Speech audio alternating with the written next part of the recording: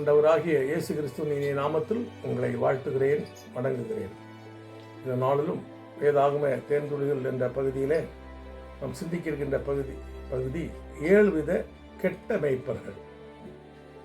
முதலாவது மிருக குணமுள்ள மேய்ப்பன். இது எரேமியா 10 அதிகாரம் 21. இரண்டாவது இரக்கமில்லாத மேய்ப்பன். சகரியா 11 அதிகாரம் 5 வசனம். மூன்றாவது மந்தையை சிதறடிக்கிற மேய்ப்பன்.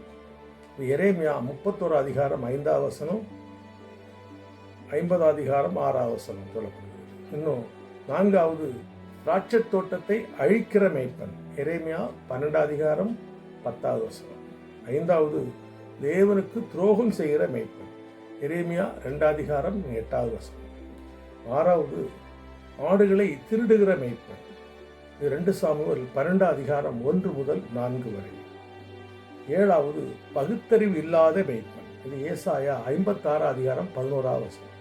இந்த வேதத்தில் கெட்ட மேய்ப்பர்களாக குறிக்கப்பட்டிருக்கின்ற வசனங்களை வாசியுங்கள்.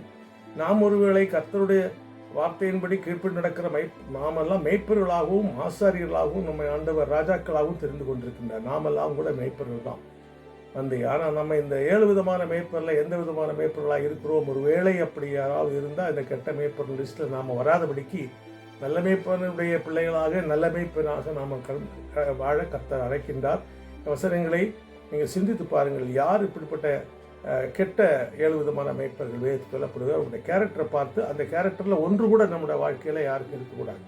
கர்த்தர் தாமே இதை வாசித்து தியானித்து கர்த்தர் தாமே உங்களை ஆசீர்வதிப்பாராக. ஆமென்.